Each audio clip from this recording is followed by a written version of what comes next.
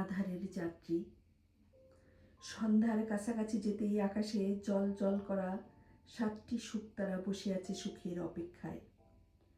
শুকরাও সুখের প্রদীপ জ্বালিয়ে পা বাড়িয়েছে নীরবে সুখকে ধরার জন্য।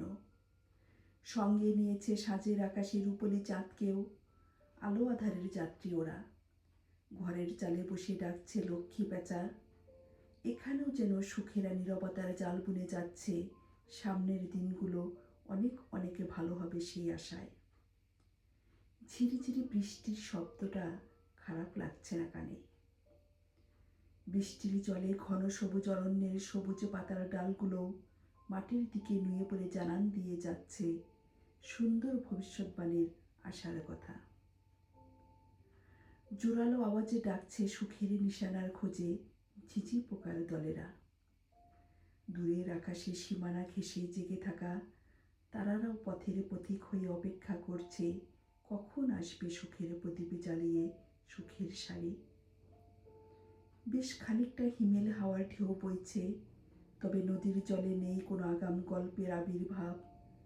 এখানেও যেন নীরবতার জালে জড়িয়ে আছে, সেই সাথে অপেক্ষায় আছে সুখ শাড়ির জন্য। রাত অনেকটা গভীর হয়েছে, বেশ খানিকটা নীরবাচ্ছিন্ন চারিদিকে। ঘুম ঘুম চোখে নেশার আড়াল থেকেও দেখা যাচ্ছে ভালো লাগার ভালো থাকার নেই কোনো সীমানা।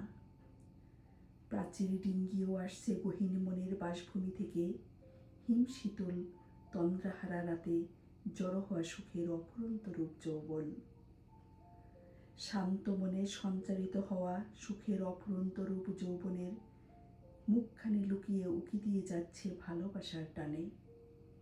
এই পথের পথিক আমিও একলা বসে আছি হেমন্তের রাতে শুকতারার সাথে সঙ্গী হয়ে।